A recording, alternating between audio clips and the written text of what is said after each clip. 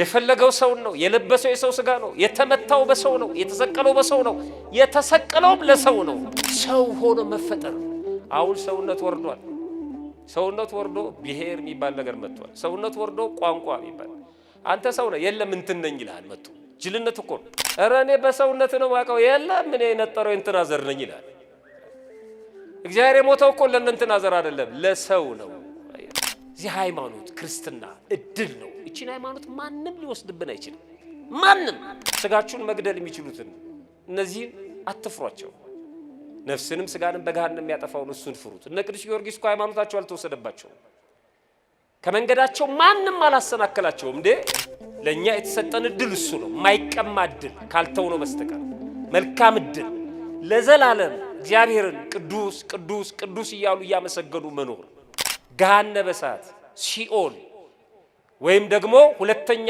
ሞት የኛ እድል አይደለም እሱ የሰይጣን እድል ፈንታና ጽዋ ተርታ ነው ንስሐ ስለማይገባ ስለማይመለስ ለሱ የተዘጋጀ የመቅጫ ስፍራ ነው የኛ እድል ፈንታችን ጽዋ ተርታችን መንግስተ ሰማያት ናት ኑ እናንተ አባቴ ቡሩካን ዓለም ከተፈጠረ ጊዜ ጀምሮ ያዘጋጀውላችሁን ይላል አየ መንግስተ ሰማያትን ውረሱ የኛ እድል ፈንታ እሱ ነው ማንንም ሰው ግንባርን እየተመለከተ እድል ተወስዶብሃል ቢላትመ ነው አንድ ቦታ እንደዚህ ስናገር አይ መምህር ተሳስተሃል እድልማ ይወሰዳል እድል የሚያስመልሱም አሉ እንትና የሚባል አጥማቂ ምናምን አሉ ማለት እንደ እምነት ይደረግልህ እንደ እምነት ይወሰዳል ካልክ ይወሰድ ይተረገልህ ምን አገባኝ እኔ ግን አይወሰድም ማንንም በኔ እድል ላይ አይመለከተውም እኔ ካልጣልኩት በስተቀር እግዚአብሔር ከዚህ ይጠብቀን ሁላችንንም በገዛጄ ወደ ጠንቋይ ቤት ካልሄድኩ በስተቀር በገዛጄ እየዘነጠ እየበላ እየጠጣ አጥማቂ ነኝ የሚለው እግር ስር ካልተንከባለልኩ በስተቀር በገዛጄ ከቤተ መቅደስ ወጥቼ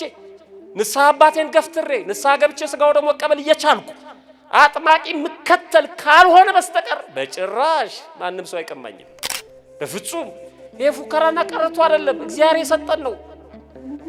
የሰጠን ነው ቸርነቱ እንደተጠበቀ ሆኖ ራሳችንን ምናንከባለለው ራሳችንን እግዚአብሔር በነፃ ፈቃዳችን ስለማይደራደር ነው አንዳንድ ሰው ምን አይነት እድለ ጠማማ ነኝ ካንቺ ጋር ያገናኘ ምን አይነት የተረገመ እድል ቢኖረኝ ነው ይላል ውሸቱን ነው መጀመሪያ ሲያገኛት እኮ በባዶ እግሩ ሄዶ ሊሆን ይችላል እንዴት አይነት እድል ነው ካንቺ ጋር ያገናኘ ብሎ ሊሆን ይችላል ትንሽ ሲከፋው ነው እድሌ ጠማማ ነው የሚለው ሰው እንዳየሩ ጠባይ ስለሚሆን ፈቅደ ነው የምትኖረው ወዳጅ ደሃ የሆንኩት በእድሌ ነው ይላል አይደለም ያኛው ባለጸጋ የሆነው እድሉ ስለሆነ ነው ይላል አይደለም ወዳጅ አይደለም አንድ ሰው እንኳንም ደሃ ሆንኩኝ እንዳለው ሰውየው በመስኮት ቆሞ አንድ ከጎረቤቱ ያለው ባለጸጋ ዝናብ ኃይለኛ ዝናብ እየዘነበ ይሄኛው ደሃ ነው በመስኮት ያኛው ባለጸጋ ነው እና ከብቶቹን ከዝናብ ለማዳን ይያለ ወደ ቤታቸው ወደ መጠለያቸው ለማስገባት ይሯሯጣል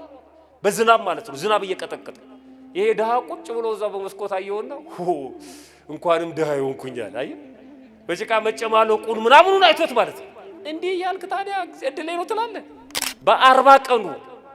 በ40 ቀኑ ተሾመዋል ምን ለመሆን ባለጸጋ ለመሆን ለመድህየትም ለመጽደቅም ለመኮነን ስለዚህ ህፃኑ ልክ በ40 ቀኑ ደሃ ከሆነ ደሃ ይፈርድበታል እግዚአብሔር ማለት አንተ ደሃ ሆነ ነው የምትኖር አለክ አንተ ሀብታም አንተ ደግሞ ፖሊስ ትሆናል አንተ ወታደር ያለ እግዚአብሔር ህፃናቱን በ40 ቀን የ40 ቀን እድል እየሰጣ ይልካቸዋል ማለት አይደለም ይኸውላችሁ በ40 ቀን ሙሉ አካላችን ተሰርቶ ያልቃል ከዛ ሳይንሱ በሆነ ነገር ያይና ወንድ ነው ሴት ነው ይላል እለለለ እንላለን እሱ ስለነገር እግዚአብሔር ሰርቶ የጨረሰው እኮ እግዚአብሔር እንደውም ብዙዎቹ ወንድ ነው ብለው አስለፍተውን መጨረሻ ሴት ይወለዳል አይደል ውጭ ሀገር ብዙዎቹን ሐኪሞች ፍርድ ቤት ይገትሯቸዋል ወንድ ተወልዳለ ብሎኝ የወንድ ልብስ አዘጋጅቼ ወንድ ነው ብዬ ተደስቼ መጨረሻ ሴት ሆነ እና ፍርድ ቤት እኛ ሀገር የለም ወዳጅ በኪነ ጥበቡ ነው ዝም ብለን ወደ ቤት ወጥተን አያቁትም ማለት ነው እነሱ እንኳን አይ ግን በነገራችን ላይ አሁን ይሄ ሙሉ አካል የሚሰጠው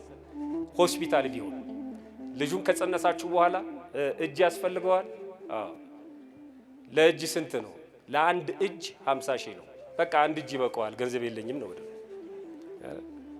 ለልቡስ ለኩላሊቱ እያንዳንዱ በክፍያ ቢሆን የምታሰራው ማለት ነው በነፃ ነው በስመ አብ ወወልድ ወመንፈስ ቅዱስ አሃዱ አምላክ አሜን የምንነጋገርበት የስብከታችን ርዕስ ወይም የትምህርታችን ርዕስ የ40 ቀን እድል የሚል ነው። የ40 ቀን እድል የሚባል ነገር አለ ወይ?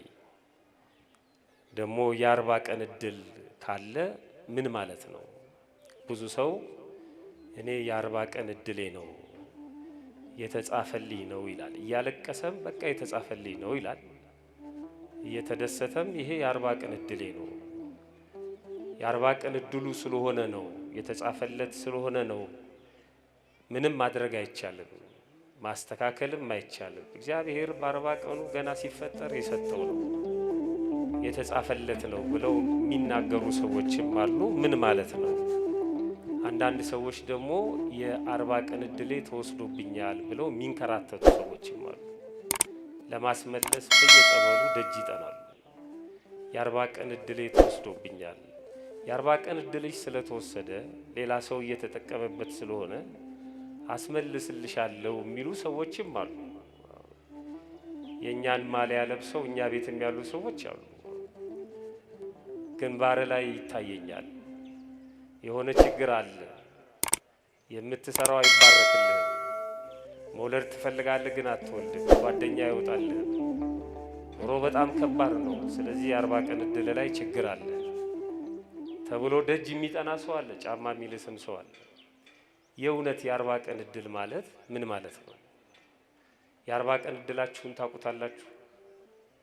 የ40 ቀን እድል በክርስትና አስተምህሮ ምን ይመስላል የሚለውን ነው የምንነጋገረው። እግዚአብሔር በቸርነቱ ጥበቡን ምስጢሩን እንዲገልጥልን በድጋሚ መልካም ፈቃዱ ይሆንልን።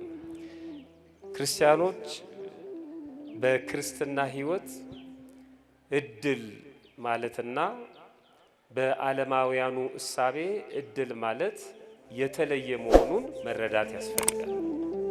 ቃሉ እድል ማደል ማለት መስጠት ማለት ነው። እድል ማለት ስጦታ ማለት ነው፣ ሌላ ነገር አይደለም። የተሰጠ ማለት ነው እድል። ይህንን ውሰድና አድል ማለት ስጥ ማለት ነው።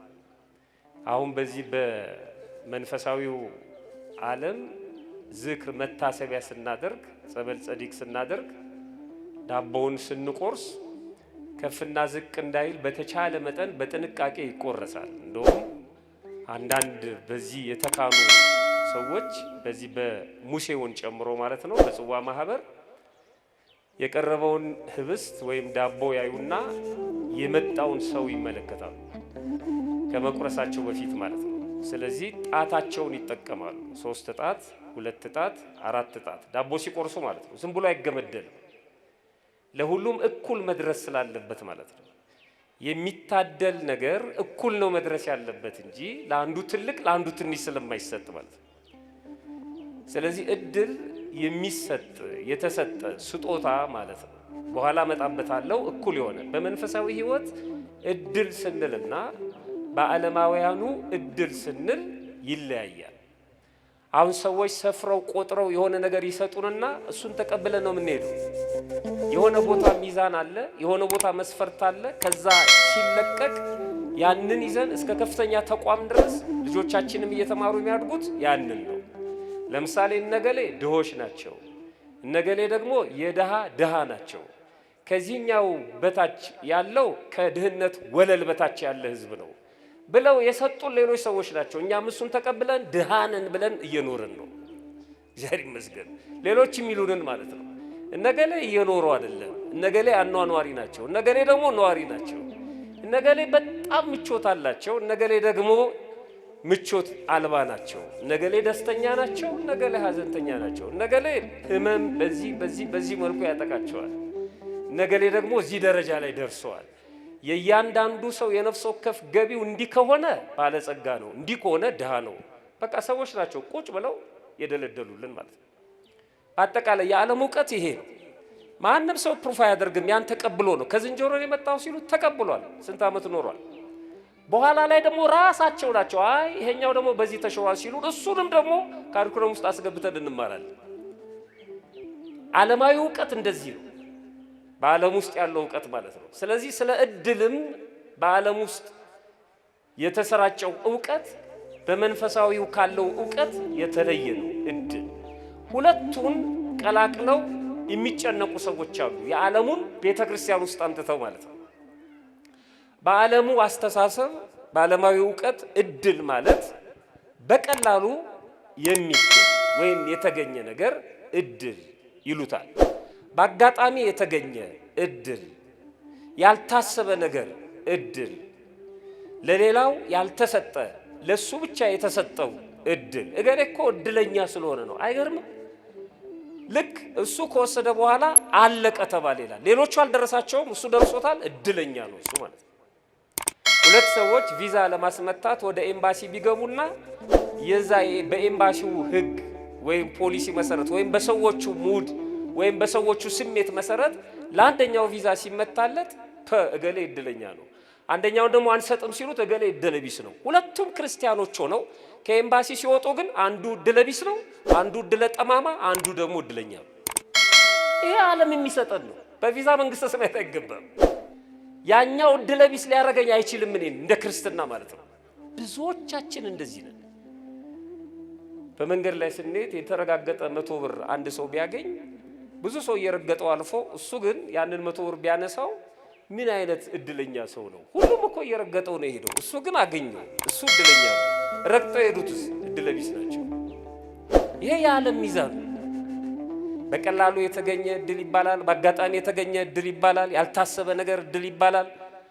ደግሞ ከፍ ሲያደርጉት በፍልስፍናው ዓለም ደግሞ የተጻፈ ነው፣ የማይቀየር ማለት ነው እድል። እንደውም አንድ ጸሐፊ ስሙን መጥራት ስለማልፈልግ ነው፣ በዓለም ውስጥ የሚታወቅ ነው፣ ዓለም አቀፍ ሰው ነው። ይሄ ዓለም ይላል የቲያትር መድረክ ነው። ቲያትሩን የደረሰው እግዚአብሔር ነው፣ ደራሲው እግዚአብሔር ነው። እኛ ደግሞ ተዋናያን ነን። አንድ የቲያትር ደራሲ ገጸ ባህሪውን በፈለገ መልኩ መሳል ይችላል። አንዱን ሌባ ያደርገዋል፣ አንዱን ፖሊስ ያደርገዋል። ቲያትሩ ሲሰራ ሌባው ይሮጣል፣ ፖሊሱ ያባርረዋል። ሌባውን ሊይዘው ይችላል፣ ሊገለው ይችላል። በቃ ያ የተጻፈ ነው። ቲያትሩን ማንም ሰው መቀየር አይችልም። አዘጋጁን በዛ መልኩ ነው የሚያዘጋጀው። የተጻፈ ነው። ሌባ ከሆንክ ሌብነት ተጽፎልህ ነው ይሉናል። በጣም እግዚአብሔር በጭራሽ ሊቀይረው አይችልም። ድርሰቱን ደርሶታል አንድ ጊዜ። እኛ ተወስኖብናል ይላሉ። ይሄ ፕሪዲስቲኔሽን የሚባል አለ፣ ቅድመ ውሳኔ። እግዚአብሔር ወስኖብን ነው የፈጠረን ወደዚህ ያለ፣ ምንም ድካም አያስፈልግም ይለዋል።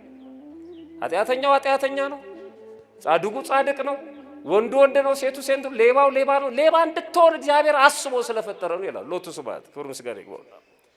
አልወሰነብንም። እግዚአብሔር ወስኖ ከፈጠረንማ ለምንድን ነው እንዲህ አይነት ጉባኤ ያስፈልገው? ምን ያደርጋል? ለተወሰነበት ሰው ለምንድን ነው ንስሐ ገቡ የምንባለው? ለምንድን ነው ቤተ መቅደስ የታነጸው? ለምን ካህናት ተሾሙ? ለምን መጣ ራሱ ክርስቶስ? ከወሰነብን ለተወሰነበት ህዝብ መሰቀል ምን ያደርግለታል? እቃቃ ነው እንደሚጫወተው በነገረ ድነት ውስጥ። ከወሰነብን ለምን ስጋዬን ብሉ ደሜን ጠጡ ለምን አለ? እኔ አይደለሁም የምፈርድባችሁ ለምን አለ? ከወሰነብን ለእያንዳንዱ እንደ ስራው እከፍል ዘንድ ዋጋዬ ከኔ ጋር ነው አለ። እንደምኑ ነው መከፍለዋል? ታዲያ ከወሰነብን እንዴት እንደ ስራችን ይከፍለናል? ሌባ እንደሆን ከወሰነብኝ ሌባ ነህ ብሎ ለምንድን ነው ገሃነም የሚከተኝ? እግዚአብሔር አልወሰነብንም። እንደ ምድራዊው ቲያትር ደራሲ ወስኖ አይደለም የፈጠረን እግዚአብሔር። በኋላ አሳያቸዋለሁ። ታዲያ ሰው ለምን ኃጥእ ይሆናል? ለምን ጻድቅ ይሆናል? ለምንድን ነው አንዱ እውነተኛ አንዱ ውሸተኛ የሚሆነው? የእግዚአብሔር ፈቃዱ ስለሆነ አይደለም። ፈቃዱ አይደለም የእግዚአብሔር። ይሄ የሰዎች ነፃ ፈቃድ ነው እንደዚህ ያደረገ። ይቺ ዓለም እንድትሆን የሆነበት ምክንያት ዓለም ራሷ የምትመራው በሁለት ፈቃድ ነው ይባላል። የምትመራው የሚለውን በትምህርት ጥቅስ አስቀምጡልኝና አንዱ የእግዚአብሔር ፈቃድ ነው፣ ሁለተኛው የሰው ነፃ ፈቃድ ነው። የእግዚአብሔር ፈቃዱ ሰውን ፈጠረ እና በገነት አኖረው። የሰው ነፃ ፈቃድ ደግሞ አታድርግ የተባለውን በላና ተዋረደ፣ ተወረወረ በነፃ ፈቃዱ። ለምንድነው እግዚአብሔር እንደሚበላ እያወቀ ሲበላ ዝም ያለው ይላል አንዳንድ ሰው። እንዴ እግዚአብሔር እኮ የፈጠረው ሮቦት አይደለም፣ ሰው ነው። የሚያስብ ሰው፣ ሲነገረው የሚሰማ ሰው። ደግሞ ፈጥሮ አትብላ ብቻ አይደለም ያለው፣ እንዳትሞት ነው ያለው። መልሱን ነግሮ የሚፈትን አስተማሪ የለም እኮ። ተማሪዎች አንድ ሲደመር አንድ ሁለት ነው፣ ፈተና አለ አይልም። ከየት እንደሚመጣ አልነግራችሁም ነው። እግዚአብሔር እኮ ከበላ ትሞታለህ አትብላ ነው ያለው። ምን ማለት ነው? በነፃ ፈቃዱ አይደራደርም።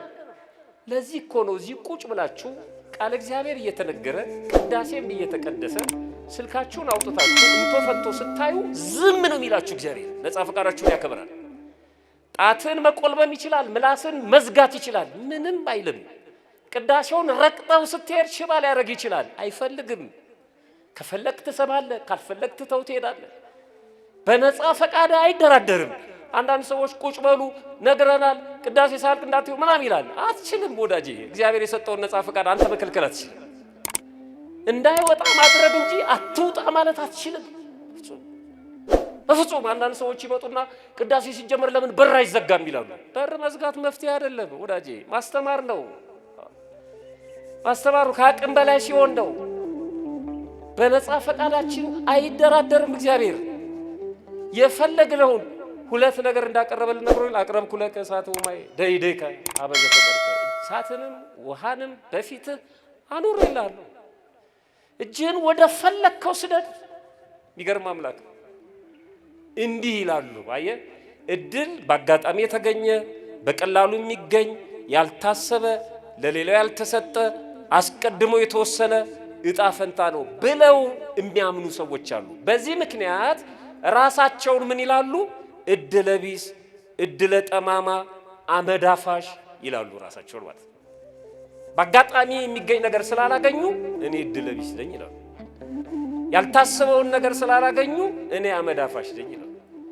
በዓለም ውስጥ ያለውን ሚዛን በዛ መስፈርት እድልን ወስደው በዛው መስፈርት እኔ እድለ ጠማማ ነኝ ይላሉ። እኔማ እድለ ቢስ ነኝ አውቀዋለሁ፣ እኔ አይሆንልኝም ይላሉ። ወደ መንፈሳዊ ዓለም እንምጣ። እድል ምንድን ነው? መነሻ እንዲሆነኝ የሉቃስ ወንጌል ምዕራፍ 10 ከቁጥር 38 ጀምሮ ያለውን ቃል አነባለሁ። መተርጉማኑን ይቅርታ ጠይቄ ማለት ነው። ቃል በቃል እድል የሚል ቃል ስላለ እሱን ስለፈለኩት ነው። እንደዚህ ይላል። ሲሄድም ይላል ክርስቶስን ነው። እርሱ ወደ አንዲት መንደር ገባ። ማርታ የተባለች አንዲት ሴት በቤቷ ተቀበለችው። ልብ አድርጉ። ወደ አንድ መንደር ገባ። ማርታ የምትባል አንዲት ሴት ተቀበለችው። ማንን? ክርስቶስን። ወዴት ገባ ነው የሚለው? ወደ አንድ መንደር። ወደ እነ ማርታ ቤት አይደለም የገባው፣ ወደ መንደር። በመንደር ውስጥ ደግሞ ብዙ ቤቶች አሉ። ከነዛ ቤቶች ሁሉ በአንዱ ቤት የምትኖረው ማርታ ግን ወጥታ ተቀበለችው። ለእርሷ ማርያም የምትባል እህት ነበረቻት። እሷ ደግሞ ቃሉን ልትሰማ በኢየሱስ እግር አጠገብ ተቀመጠች። ማርታ ግን ወደ ጓዳ ገባች። እናም አገልግሎት ስለበዛባት ባከነች። እንግዳ ለመቀበል ወደ ቤቷ የገባው ትልቅ እንግዳ ነው። በእሷ ሐሳብ የሚበላውን የሚጠጣውን ልታዘጋጅ ወደ ጓዳ ገባች። ባከነች። አገልግሎት ስለበዛባት ባከነች። ቀርባም ጌታ ሆይ አለችው። ከጓዳ ወጣችና እህቷ ክርስቶስ እግር ስር ቁጭ ብላ ስትማራየችና እህቷን ትታ ክርስቶስ ላይ አቤቱታ አቀረበች። ጌታ ሆይ እኔ እንድሰራ እህቴ ብቻዬን ስትተወኝ አያገድህምን? እንኪያስ እንድታግዘኝ ንገራት አለች። የሚገርም ነው። ማርታ የማርያም ክርስቶስ እግር ስር ቁጭ ብሎ ቃሉን መስማት ቀልድ ነው የመሰላት። ስራ ትቶ እግርን ዘርግቶ ቁጭ ብሎ ስራ ወይ ሰዓት መግደል ነው የመሰላት ቃል እግዚአብሔር መስማት። አሁን ልክ እንደዚህ የሚመስላቸው ሰዎች አሉ። ነጋ ጠባዛ ቤተክርስቲያን ምን ነው የምታገኘው? ቤተክርስቲያን አርፈ ስራ ባት ስራ እንዴ የሚሉ ሰዎች አሉ።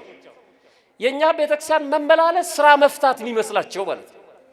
ደግሞ እኛም አለን አንዳንድ ጊዜ ደግሞ ሲፈርድብን ሄድኩ ምን አገኘው እንላለን። የኔ ጓደኞቼ ደርሰዋል። አሁን ዝም ብዬ ነጠላ የጎተቱ ቤተክርስቲያን ሲሄድ ይላሉ። እግዚአብሔር ይቅር ይበለን። በጣም የሚገርም እኮ ነው። ከምንም የማንቆጥርበት ጊዜ አለ። ጥያቄው ከባድ ነው፣ በጣም ከባድ ነው። ከዛ በኋላ ዝም ብሎ ማለፍ አስቸጋሪ ስለሚሆን መልእክቱ መጥፎ ስለሚሆን እንዴት ዝም ትላታለህ? ተነሽና ወደ ጓዳ ግቢና እህትሽና አግዣት አትልም? ስራ ፈታ ቁጭ ስትል ለምን ዝም ትላታለህ አለችው ክርስቶስ። እንዲህ አላት። ኢየሱስም መልሶ ማርታ ማርታ አላት። ጉዳዩ ከባድ ነው። ሁለቴ ስሟን ጠራና በብዙ ነገር ትጨነቂያለሽ ትታወኪማለሽ አላት። ልብ አድርጉ። ምንድነው ጓዳ ጓዳ የምትዩ? ቁጭ ብለሽ እግዚአብሔርን ቃል አትሰሚም አላለም። ያንቺ ጓዳ መግባት እኮ አይጠቅምም አላላትም። አጣሞ የሚተረጉሙ አሉ። ዝም ብላ 24 ሰዓት ስለ ስጋ ብቻ ዝም ብለ ወደ ለምንድነው ቤተክርስቲያን ማትሄደው ለምን እንዲያታረግ ይላሉ። አይደለም አትስሪ አላላትም። ግን በብዙ ነው የምትጨነቂው አላት። የሚያስፈልገው ግን ጥቂት ወይም አንድ ነው። ያስፈልጋል መስራት ግን ጥቂት ነው። ለጥቂት ነገር ለምን በብዙ ትጨነቂያለሽ? ለጥቂት ነገር ለምን በብዙ ትታወቂያለሽ?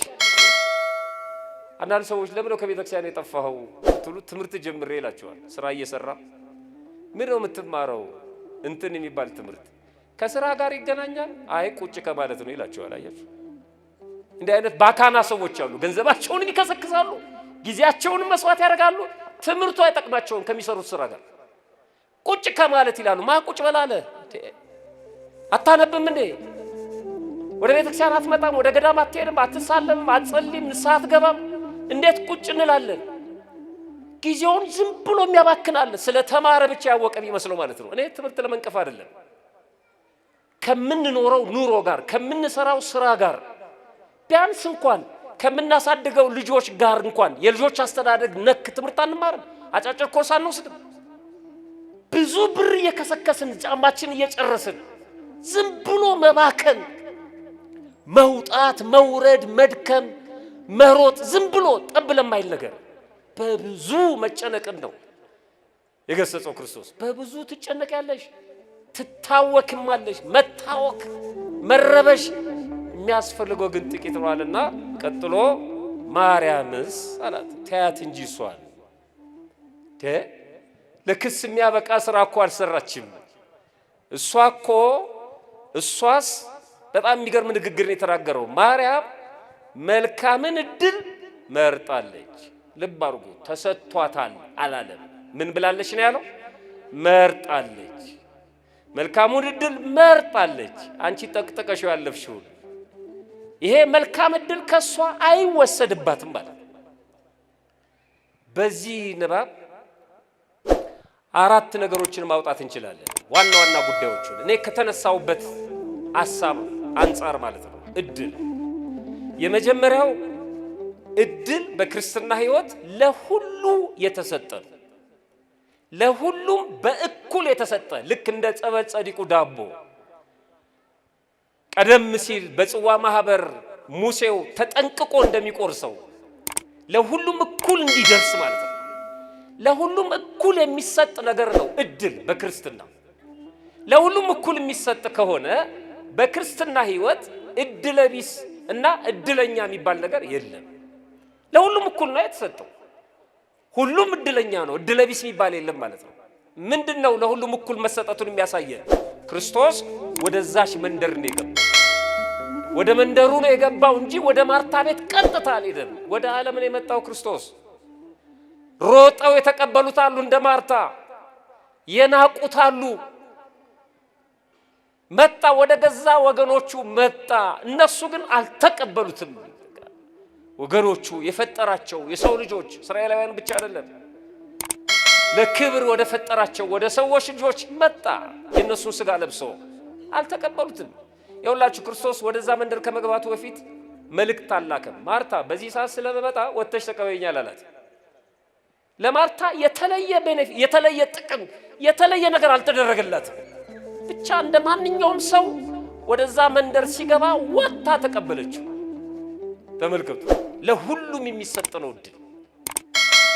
እሱ ብቻ አይደለም እኮ እቤት ውስጥ ከተገባ በኋላ ደግሞ ያችኛዋ ቁጭ ብላ ስትሰማ እችኛዋ ደግሞ ጓዳ ገባች። ይሄ ደግሞ ምን ያመለክታል? የራስ ምርጫ ነው። በክርስትና ሕይወት እድል ለሁሉ የተሰጠ ነው። ሁለተኛ የራስን ነፃ ፈቃድ የሚጠይቅ ነው እድል። የራስን ነፃ ፈቃድ እግዚአብሔርን ለመቀበል ክርስቲያን ለመሆን ነፃ ፈቃድ። ክርስትና በሰይፍ አያምንም። ክርስትና በማስገደድ አይሰብክም። እመን ካላመንክ ትሞታለህ አይልም ክርስትና። ካልካድክ ግን እንገላለን ተብሎ ነው ሰማዕትነት የሚቀበሉበት። ክርስትና በነፃ ፈቃድ ነው። ስለዚህ ማርታ የተቀበለችው በፈቃዷ ነው። በኋላ ተቀብላው እግሩ ስር ያልተቀመጠችው በፈቃዷ ነው። እሷ ወደ ጓዳ ገባች። ማርያም እግሩ ስር ቁጭ ብላ የተማረችው በፈቃዷ ነው። እናንተ ወደዚህ የመጣችሁት በፈቃዳችሁ ነው። አሁን በጠይቃችሁ በማን ፈቃድ ነው የመጣችሁት ብል በእግዚአብሔር ፈቃድ ነው ብትሉት ሁላችሁ ማስለፈቀደላችሁ ነው ብል ማስለፈቀደልን ነው። ትክክል ናችሁ፣ ትክክል ነው። ግን እግዚአብሔር ሁሉ ጊዜ ሲፈቅድ አይኖርም። ሰኞም ማክሰኞም እንደ ክፍል አለቃ እያስፈቀደን አይደለም የምንመጣው። እግዚአብሔር ፈቃዱ አንዲት ናት። መልካም ነገር ለማድረግ ሁሌ ፈቅዷል። እግዚአብሔር ቤተክርስቲያን ለመምጣት ሁሌ ፈቅዷል። ጸሎት ለማድረግ ሁሌ ፈቅዷል። ግን ምንድነው ወደ ኋላ የሚጎትተን? የኛ ነፃ ፈቃድ ነው። እኛ መጣን። የቀሩትስ እግዚአብሔር ስላልፈቀደላቸው ነው የቀሩት? እንዳትሳሳቱ። ስላልፈቀደ ነው የቀሩት? አይደለም፣ አይደለም። ራሳቸው ስለፈቀዱ ነው። የናንተ ነፃ ፈቃድ ከትልቁ የእግዚአብሔር ፈቃድ ጋር አቀላቀላችሁ። እግዚአብሔር ይመስገን። የናንተ ነፃ ፈቃድ ማንም ተገዶ አይደለም አይመጣው። ገንዘቡን አውጥቶ ጊዜውን አውጥቶ ሮጦ ብዙ ነገር ጥሎ ነው የመጣው። በፈቃዱ ነው። ይሄ ነፃ ፈቃዳችሁ ግን ከእግዚአብሔር ፈቃድ ጋር አቀላቀላችሁ። ማርታ ወደ ጓዳ እንድትገባ፣ ማርያም እግሩ ስር ቁጭ ብላ እንድትማር ፈቃድ፣ የራስ ፈቃድ። ስለዚህ በክርስትና ሕይወት እድል ለሁሉ የተሰጠ ነው። ሁለተኛ የራስን ነፃ ፈቃድ ይጠይቃል። ሶስተኛ በክርስትና ሕይወት እድል መልካም ነው። እድል ከተባለ መልካም ነው። ጠማማ ብሎ እድል የለም። ሸፋፋ ብሎ እድል የለም። ጨለማ ብሎ እድል የለም። የኔ እድል ጨለማ ነው አይባልም። እድል አይደለም፣ እሱ እድል አይደለም። እድል ከሆነ በክርስትና ሕይወት መልካም ነው። ምክንያቱም ራሱ ክርስቶስ አለ። ምን አይነት እድል መርጣለች ነው ያለው? መልካሙን እድል መርጣለች። መልካሙን እድል መረጠችው፣ ለሁሉ የተሰጠውን። እሷ ግን መረጠችው። ማርታ አልመረጠችም። መንደር ውስጥ ያሉ ሰዎች አልመረጡም። ማርያም ግን መረጠች። ለሁሉ የተሰጠውን እድል ቁጭ ብላ ተማረች።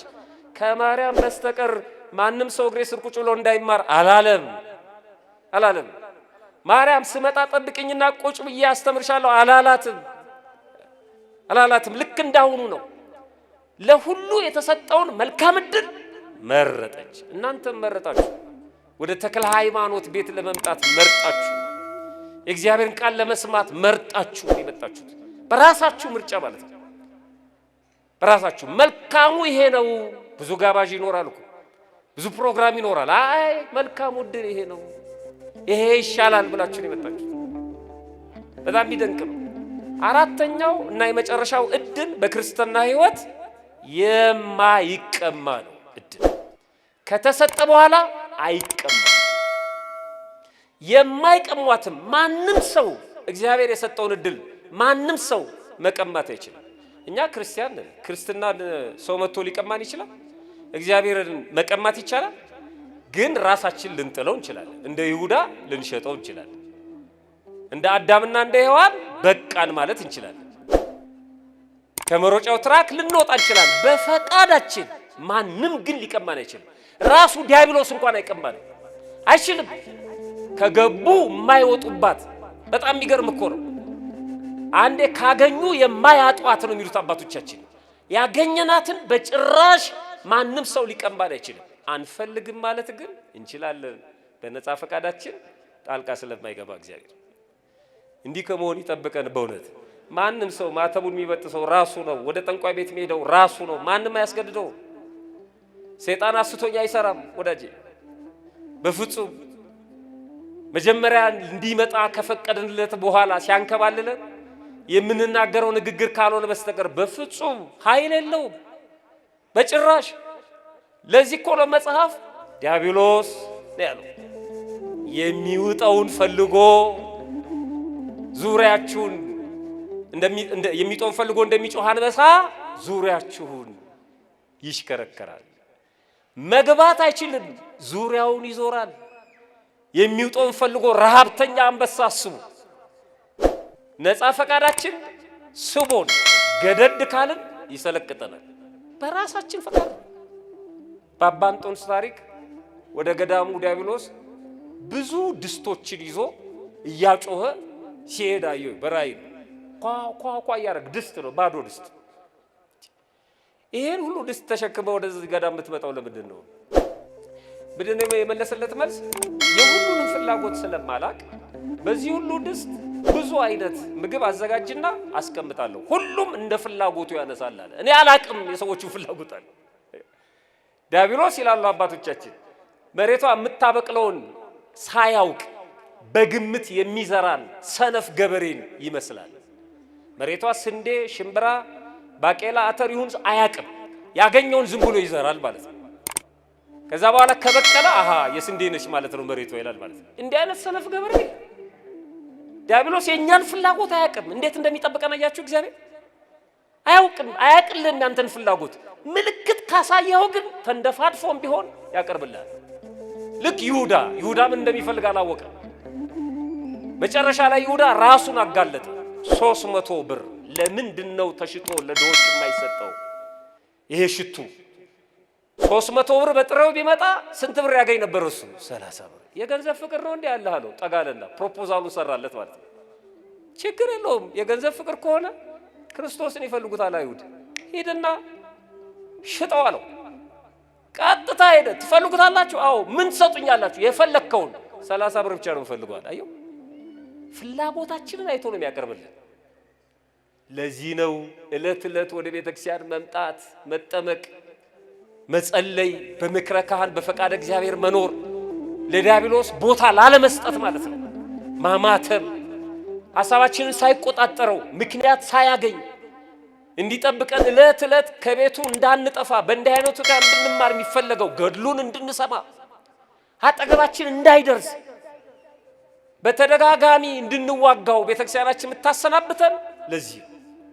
ስለዚህ አራቱ ወሳኝ ናቸው በክርስትና ሕይወት። እድል ማለት አንደኛ ለሁሉ የተሰጠ፣ ሁለተኛ በራስ ፈቃድ የሚመረጥ፣ ሶስተኛ መልካም የሆነ፣ አራተኛ የማይቀማ። ይሄን ዘርዘር አድርገን እናስቀምጠው። እኛ ታዲያ ይሄ የማይቀማ በራሳችን ፈቃድ የተሰጠን ወይም በራሳችን ፈቃድ የመረጥ ነው መልካም የሆነ እድል ለሁሉ የተሰጠ እኩል የሆነ ምንድን ነው? ዘርዘር አድርገን እናየው። አንድ አራት ነጥቦችን ብቻ ነው ማነሳው። አንደኛ የኛ እድል ምንድን ነው? በክርስትና ሕይወት የመጀመሪያው እድል እግዚአብሔር ነው። እድላችን እግዚአብሔር ነው። የኛ እድላችን ጽዋ ተርታችን እግዚአብሔር ነው። ራሱን በራሱ ለዓለም የገለጠና የሰጠ። እኛ ማመልከቻ ጽፈን ይሰጠን ብለን አይደለም፣ ራሱን ነው የሰጠን። ለሁሉም የተሰጠ ነው እግዚአብሔር፣ ለሁሉም የተሰጠ። በእኛ ፈቃድ በነፃ ፈቃዳችን ጥሪውን ተቀላቅለናል። ግን እግዚአብሔር እድል ነው ስንል ለሁሉም ነው የተሰጠው፣ ለሁሉም። ቅድም እንደነገርኳችሁ ልበ አምላክ ቅዱስ ዳዊት በመዝሙር 15 ላይ ቁጥር 5 ላይ እግዚአብሔር የርስቴ እድል ፈንታና ጽዋዬ ነው ይላል። እግዚአብሔር እድል ፈንታዬና ጽዋዬ ነው፣ ዕጣዬንም የምታጠና አንተ ነህ። የኛ እድል ፈንታ ጽዋ ተርታችን እግዚአብሔር ነው። እና ይሄንን እድል ሰዎች ሊቀሙን ይችላሉ። እድሌ ተወስዶብኛል ብለን የምንከራተት ሰዎች አናቆም። ማን ነው እግዚአብሔርን የወሰደብን? እኔ እድለ ቢስ ነኝ የምንል ሰዎች እግዚአብሔር እድል ሆኖ ተሰጥቶን እድላችን እግዚአብሔር ነው የምንል እኛ እንዴት እድለ ቢስ ነን እንላለን? ከእግዚአብሔር ጋር እየኖርን እኛ ብቻ እኮ ነን አባታችን ነው ብለን የምንጠራው። ታውቃላችሁ ይሄን? ማንም ሰው እግዚአብሔርን አባቴ ብሎ መጥራት አይችልም። ማንም ሰው አባት ብለን ቀረብ አድርገን ፈጣሪ ሊል ይችላል። የማይታወቅ አምላክ ምናምን ሊለው ይችላል። አባት ማለት በጣም ከባድ ነው። ይሄ እድል ለማንም ያልተሰጠ እድል ነው። ማንም ያልመረጠው ነፃ ፈቃዱን ተጠቅሞ ማለት ነው። የመጀመሪያው እድል ፈንታ እግዚአብሔር ነው። አንደኛ ለሁሉ የተሰጠ የማይቀማ በነፃ ፈቃዳችን ላይ ተመስርቶ ያገኘነው መልካም የሆነ እድል የመጀመሪያው እግዚአብሔር ነው። ሁለተኛ እድል ሰው ሆኖ መፈጠር ነው። እድል ማለት ስጦታ አይደለም። እንደዚህ ዛፍ እንደ ድንጋዩ ከአራዊቱና ከእንስሳቱ እንደ አንዱ አድርጎ መፍጠር እግዚአብሔር ይችላል? ይችላል? አይችልም? ይችል ነበር፣ ግን ሰው አድርጎ ፈጠረን። የሚገርም እኮ ነው። እንደኛ እኮ የተለየን ፍጥረት እኮ ነን። በጣም በዓለም ላይ እኛን የሚመስል እንደኛ ልክ አንድ አይነት የሆነ ሰው እንደሌለ ታውቃላችሁ? ሁለት አይን ስላለው፣ ሁለት ጆሮ ስላለው፣ ሁለት እጅ ስላለው ሰው ነው፣ ትክክል ነው። ግን እግዚአብሔር እንደሚለየን ታውቃላችሁ? ለምሳሌ በጣት አሻራ፣ በአይን አሻራ ለምንድነው ሰው ዓለም አሁን የአይንን አሻራ እንደመለያ የምትጠቀመው? ለምንድነው የጣት አሻራ ለምንድነው የምትጠቀመው? አይገናኝም። የኔ የጣት አሻራ በዓለም ላይ ቢፈለግ የለም፣ ብቸኛ ነኝ እኔ ማለት ነው። በዚህ ታደንቁታላችሁ እግዚአብሔርን። ብቻውን ኖሮ የሚሞት ነው አንድ ሰው። እንደ ፋብሪካ ሳሙና አንድ አይነት አይደለንም። አይገርም? በጣም የሚደነቅ አምላክ ነው እንዴት አድርጎ እንደፈጠረን። ለዚህ ነው ቅዱስ ዳዊት ግሩምና ድንቆኝ ተፈጥሬያለሁና አመሰግናለሁ አለው። እኔ ንጉሥ ስለሆንኩ አይደለም፣ ሙሉ አካል ስላለኝ ሰው አርገ ስለፈጠርከኝ ብቻ አመሰግናለሁ። አይገርም? ሰው ሆኖ መፈጠር ደግሞ ሁሉ የተፈጠረው ለሰው ነው። በሰማይም ያለው በምድርም ያለው ሁሉም የሰው ልጅ በበላይነት የሚቆጣጠረው ሁሉ ግዛ ንዳ ብሎ እንደ ሰው ያከበረው ማን ነው? እግዚአብሔር። የፈለገው ሰው ነው፣ የለበሰው የሰው ስጋ ነው፣ የተመታው በሰው ነው፣ የተሰቀለው በሰው ነው፣ የተሰቀለውም ለሰው ነው። ክርስቶስ ሰው ሆኖ መፈጠር። አሁን ሰውነት ወርዷል። ሰውነት ወርዶ ብሔር የሚባል ነገር መጥቷል። ሰውነት ወርዶ ቋንቋ የሚባል አንተ ሰው ነህ የለም እንትን ነኝ ይላል መጥቶ። ጅልነት እኮ ነው። ኧረ እኔ በሰውነት ነው ማውቀው የለም እኔ የነጠረው እንትና ዘር ነኝ ይላል። እግዚአብሔር የሞተው እኮ ለእንትና ዘር አይደለም ለሰው ነው። የፈጠረው ሰው ነው። ሰውነታችንን እናከብረዋለን። ሰው መሆናችንን በእግዚአብሔር ዘንድ እኛ ነን። በእኛ ሕግ ፊደል ሸፋፋ ፊደል አለ፣ አንካሳ ፊደል አለ፣ ቆልማማ ፊደል አለ። በፊደል ሕግ ማለት በእግዚአብሔር ዘንድ ሁሉም ሰው እኩል ነው። ግማሽ ሰው የለም በእግዚአብሔር ዘንድ፣ ሩብ ሰው የለም። እኛ ነን አይነ ስውር አንካሳ ምናምን የምንለው። በእግዚአብሔር ዘንድ ሰው ነው። ሰው ሆኖ መፈጠር እድል ነው፣ ትልቅ እድል ነው። ይሄን ማን ይወስድብናል? ማንም። ሰው ሆኖ መፈጠር ለሁሉም የተሰጠ ነው። ላንተም ለሷም ለሱም በሰውነት ታናሽና ታላቅ የለም፣ እኩል ነው። መልካም ነው ሰው ሆኖ መፈጠር። በውስጡ ክፋት የለውም። ለሁሉ የተሰጠ መልካም የሆነ የማይቀማ እድል ሰው ሆኖ መፈጠር። ሁለተኛ ሶስተኛው እድል ሶስተኛው ክርስትና፣ የክርስትና ሃይማኖት እድል ነው። በዚህ የክርስትና ሃይማኖት ውስጥ መገኘት። ከዛ ቀጥሎ ደግሞ ከሰውነት ደግሞ ከፍ ሲል ክርስቲያን መሆን በጣም የሚገርም ነው። ይኸውላችሁ ክርስትና እግዚአብሔር ወደኛ የመጣበት መንገድ ነው። እኛ ወደ እግዚአብሔር የምንሄድበት መንገድ ነው። ከነ ተክለ ሃይማኖት ጋራም የምንገናኝበት መንገድ ነው።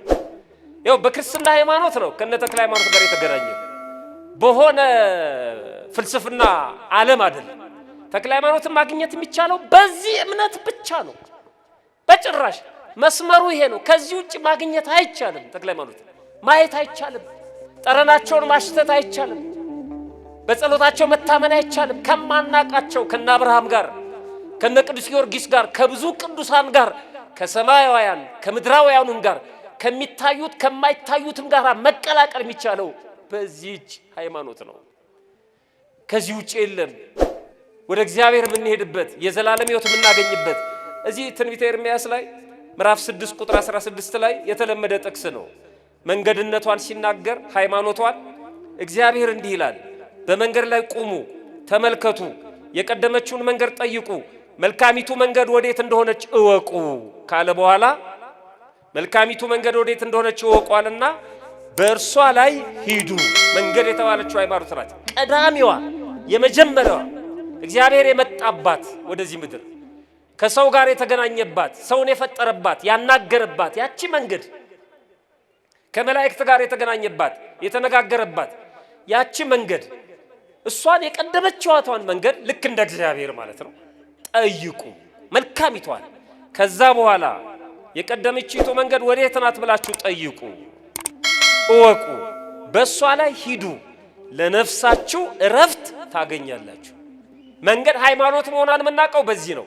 ለነፍስ እረፍት የምታገኝባት ነች ያቺ መንገድ አለና እንዲህ ይላል፣ እነሱ ግን አንሄድባትም አሉ ይላል። አየህ የሰው ነፃ ፈቃድ። አንሄድባትም አሉ። ግማሹ በፍልስፍና፣ ግማሹ በጥርጥር፣ ግማሹ በክህደት፣ ግማሹ በፖለቲካ ወጣ። በዚህ መንገድ አንሄድም አሉ። መብታቸው ነው። መንገዷን ግን አይነኳትም፣ ሊያፈርሷት አይችሉም። መንገዷን መቁረጥ መዝጋት አይቻልም። መንገዷን እንደተዘረጋች ነች፣ ለሁሉም ነው። አንሄድባትም ግን አሉ ነፃ ፈቃድ ነው። እዚህ ሃይማኖት ክርስትና እድል ነው። እቺን ሃይማኖት ማንም ሊወስድብን አይችልም። ማንም ስጋችሁን መግደል የሚችሉትን እነዚህ አትፍሯቸው። ነፍስንም ስጋንም በገሃነም የሚያጠፋውን እሱን ፍሩት። እነ ቅዱስ ጊዮርጊስ እኮ ሃይማኖታቸው አልተወሰደባቸው፣ ከመንገዳቸው ማንም አላሰናከላቸውም። እንዴ ቢሆን ኖሮ እኮ ቅዱስ እስጢፋኖስ በድንጋይ ያውሉ ድንጋይ እየወረደበት ሰማይ ተከፍቶ ያለ እሱ መንገድ ላይ እሱ ከመንገዱ አልወጣም፣ መንገዱ ላይ ነው እሱ ሰማይ ተከፍቶ ያለ። አይገርም? ማንም አያሰናክለውም። ማንም ከዚህ መንገድ ማንም በገዛ ፈቃዳችን ካልወጣን በስተቀር በጭራሽ። እነ ተክለ ሃይማኖት የተጓዙባት መንገድ እግራቸውን እያጡ ሀብት ንብረታቸውን እያጡ ከቤተ መንግስት እየወጡ የላሜጣ መሳይበሉ እየተጎሳቆሉ በዚህ ምድር ላይ ማለት ነው። እነ ቅዱስ ጳውሎስ እንደተናገሩት መንገዳቸውን ሳይስቱ ወዳጅ እዚህ መንገድ ላይ ሆኖ መራብ ይሻላል፣ እዚህ መንገድ ላይ ሆኖ መጠማት ይሻላል። መንገዱ የሚያደርሰው ወደ እግዚአብሔር ስለሆነ ማለት ነው። ውጣ ወረዳ አለው፣ ድካም አለው፣ ግን መንገድ መልቀቅ የለም። መንገዱን ይዞ መጓዝ ነው። ይሄ መንገድ ይሄ ክርስትና ሌላው እድላችን ነው። ሶስተኛው አራተኛው እድል ወደዚህ ክርስትና የምንቀላቀልባት የጸጋ ልጅነት የምናገኝባት ጥምቀት እሷ እድላችን ናት። እድል ፈንታ ጽዋ ተርታችን ጥምቀታችን ናት። የሥላሴ ልጅነት የምናገኝባት ማለት ነው። ወደ ክርስትናው የምንቀላቀልባት የእግዚአብሔር ልጆች የምንሆንባት አራተኛው። አምስተኛው እና የመጨረሻው በኔ አቆጣጠር ማለት ነው። አምስተኛ ድህነት፣ የዘላለም ሕይወት እድል ለኛ የተሰጠን እድል እሱ ነው። ማይቀማ እድል ካልተው ነው በስተቀር መልካም እድል ለዘላለም እግዚአብሔርን ቅዱስ ቅዱስ ቅዱስ እያሉ እያመሰገኑ መኖር የሥጋና የነፍስ ድህነት ማለት ነው። የመጨረሻውና ስድስተኛው መንግስተ ሰማያት ናት። ያው ይገናኛል የዘላለም ሕይወት ግን የእግዚአብሔር መንግስትን ክብሩን መውረስ ማለት ነው። ይሄ የመጨረሻው። እነዚህ ስድስቱ ለኛ የተሰጡ እድሎች ናቸው በክርስትና ሕይወት። አንደኛ እግዚአብሔር፣ ሁለተኛ ሰው ሆኖ መፈጠር፣ ሶስተኛ ክርስትናችን፣ አራተኛ ጥምቀት፣ አምስተኛ ድህነት ወይም የዘላለም ሕይወት፣ ስድስተኛ መንግስተ ሰማያት።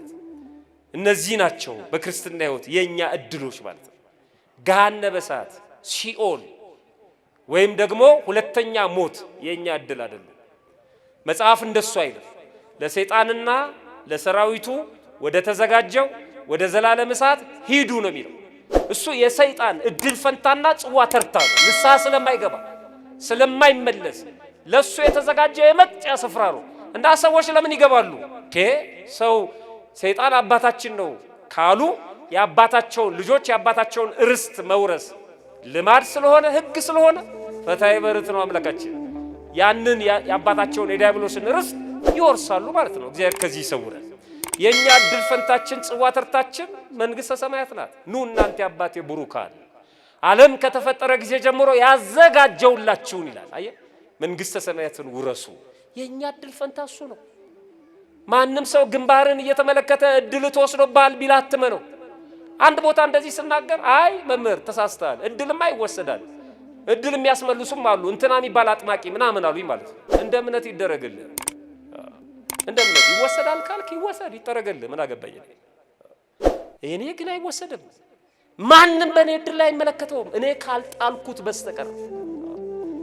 እግዚአብሔር ከዚህ ይጠብቀን ሁላችንንም። በገዛ እጄ ወደ ጠንቋይ ቤት ካልሄድኩ በስተቀር በገዛ እጄ እየዘነጠ እየበላ እየጠጣ አጥማቂ ነኝ የሚለው እግር ስር ካልተንከባለልኩ በስተቀር በገዛ እጄ ከቤተ መቅደስ ወጥቼ ንስሐ አባቴን ገፍትሬ ንስሐ ገብቼ ስጋው ደግሞ መቀበል እየቻልኩ አጥማቂ ምከተል ካልሆነ በስተቀር በጭራሽ ማንም ሰው አይቀማኝም። በፍጹም ይሄ ፉከራና ቀረቱ አይደለም። እግዚአብሔር የሰጠን ነው። ቸርነቱ እንደተጠበቀ ሆኖ ራሳችንን የምናንከባልለው ራሳችንን እግዚአብሔር በነጻ ፈቃዳችን ስለማይደራደር ነው። እንደዚህ ይላል መጽሐፈ ቅዳሴ ላይ በእንተ ቅድሳት ያቆኑን ማልዳለን እያለ የሚጸልየው ጸሎት ላይ የሚናገረው ነገር አለ። በጎውን እድል ኃጢአትን ለማስተስረይ ሁለተኛ መወለድ የሚገኝባትን ይላል።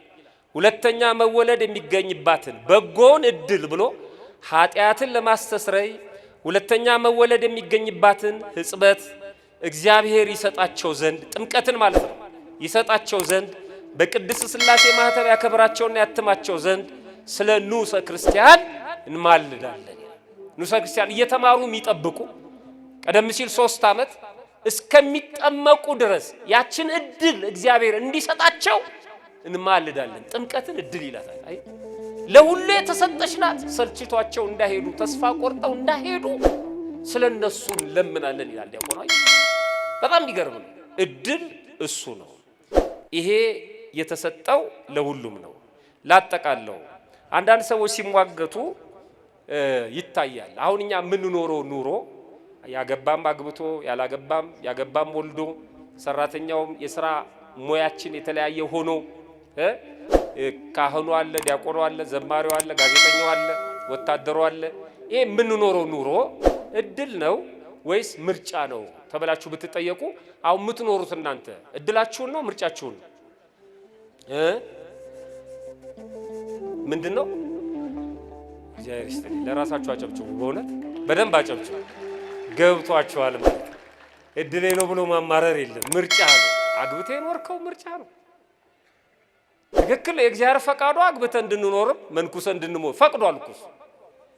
አንዳንድ ሰው ምን አይነት እድለ ጠማማ ነኝ ካንቺ ጋር ያገናኘ ምን አይነት የተረገመ እድል ቢኖረኝ ነው ይላል። ውሸቱን ነው። መጀመሪያ ሲያገኛት እኮ በባዶ እግሩ ሄዶ ሊሆን ይችላል። እንዴት አይነት እድል ነው ካንቺ ጋር ያገናኘ ብሎ ሊሆን ይችላል። ትንሽ ሲከፋው ነው እድሌ ጠማማ ነው የሚለው። ሰው እንዳየሩ ጠባይ ስለቢሆን ፈቅደ ነው የምትኖረው ወዳጅ። ድሃ የሆንኩት በእድሌ ነው ይላል። አይደለም። ያኛው ባለጸጋ የሆነው እድሉ ስለሆነ ነው ይላል። አይደለም ወዳጅ፣ አይደለም። አንድ ሰውዬ እንኳንም ድሃ ሆንኩኝ እንዳለው እኮ ሰውዬው በመስኮት ቆሞ አንድ ከጎረቤቱ ያለው ባለጸጋ ዝናብ ኃይለኛ ዝናብ እየዘነበ ይሄኛው ድሃ ነው በመስኮት ያኛው ባለጸጋ ነው እና ከብቶቹን ከዝናብ ለማዳን እያለ ወደ ቤታቸው ወደ መጠለያቸው ለማስገባት ይሯሯጣል። በዝናብ ማለት ነው። ዝናብ እየቀጠቀጠ ይሄ ድሃ ቁጭ ብሎ እዛው በመስኮት አየውና እንኳንም ድሃ ይሆንኩኛል። አየ በጭቃ መጨማለቁን ምናምኑን አይቶት ማለት ነው። እንዲህ ያልክ ታዲያ እድሌ ነው ትላለህ? ይሄው ኑሮን የሚያጠግብ እንጀራ እኮ ከምጣዱ ነው ያስታውቀው። ለስራ ያለን አመለካከት ይሄው፣ ለቤተሰብ ያለን አመለካከት ይሄው። የገዛ አልጋን እንኳን ማታነጥፍ እኮ አለ፣ የበላህበትን ዕቃ ማታጠብ። እንዴት አድርጎ ነው ወደ አንተ የተለየ ነገር የሚመጣው? ዘክተህ ራስህን ማለት ነው። ራሱ ነው የሚያስታውቀው። ጠዋት ስራ ስትሄዱ የቆሙ ማታ ስትመጡም የሚቆሙ ልጆች አሉ በር ላይ። ምን ማለት ነው ይሄ? እድላችን ነው እንዲህ የሚያደርገን አይደለም። ምርጫችን ነው ወዳጅ፣ ምርጫችን ነው። የመጨረሻ አንድ ሳምንት ቤት ትምህርት ይላጠቃል። ይሄ ቅዳሴ አትናቴዎስ ነው። ሊቃውንቱን ይቅርታ ጠይቃለሁ። ቅዳሴ አትናቴዎስ ላይ እንዲህ የሚል ንባብ አለ።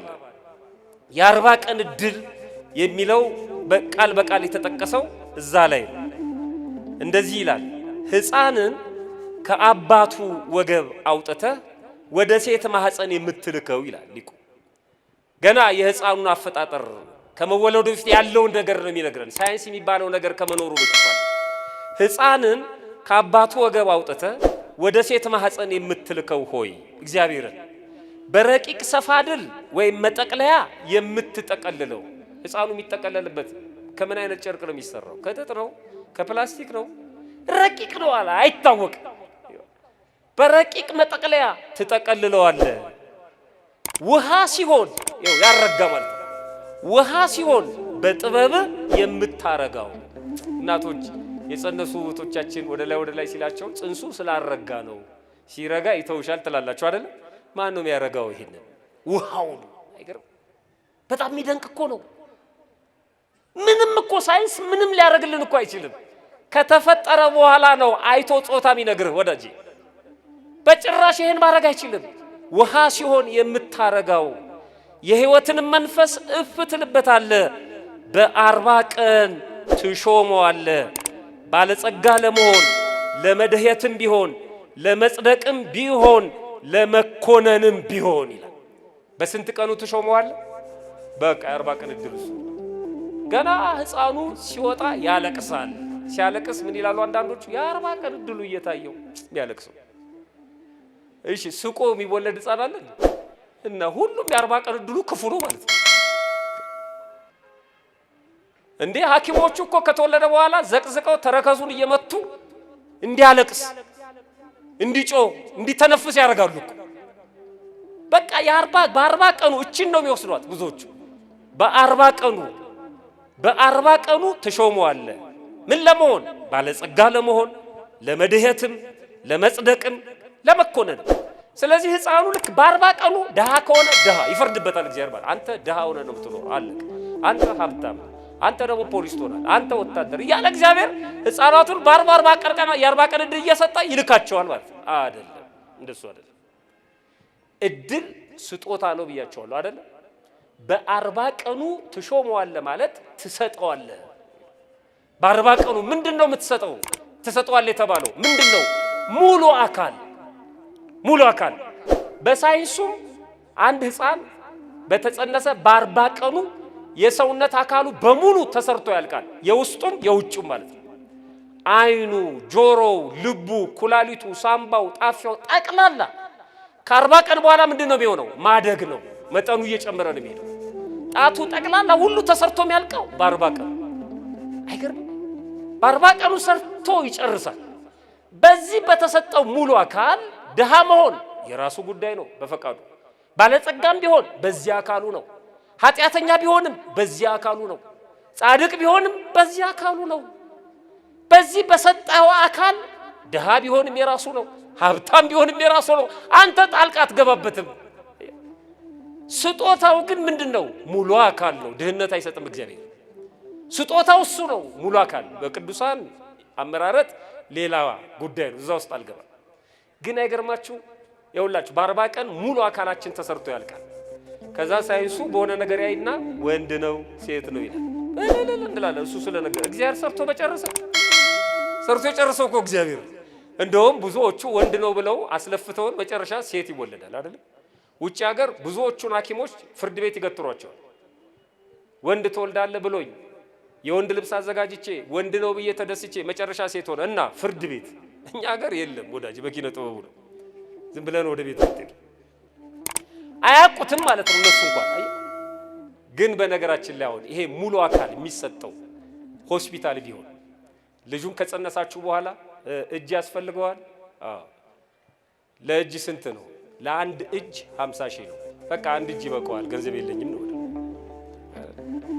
ለልቡስ፣ ለኩላሊቱ እያንዳንዱ በክፍያ ቢሆን የምታሰራው ማለት ነው። በነፃ ነው። ይሄ ነው እድል። የ40 ቀን እድላችን ምንድነው? ሙሉ አካላችን። የ40 ቀን እድላችን አይናችን፣ ጆሮአችን። እግዚአብሔር ሰው አድርጎ ይፈጠረ። ይሄ እድል ይወሰዳል? አይወሰድም። ይሄ እድል ጠማማ ነው? ኧረ በጭራሽ። እንዴ ብሔራዊ ሎተሪ የሆነ እጣ ያወጣና የደረሳቸውን ሰዎች እድለኞች ብሎ ፎቶ ይለጥፋል። መብቱ ነው። ያልደረሳቸውስ እድለቢሶች አይደሉም። እሱ የሱ ሚዛን። እግዚአብሔር ዕቁብና ድር ውስጥ አይገባ የለበት። እድለቢስ እድለኛ የሚሉት ሌሎች ሰዎች ናቸው። በክርስትና ሕይወት ማንም እድለቢስ የለም። ሁሉም እድለኛ ነው። የ40 ቀን እድላችን ይሄ ነው። ፈጣሪያችን በቸርነቱ ሰምቶ ከመጥፋት ያድነን፣ በእድላችን ለመጠቀም ያብቃን።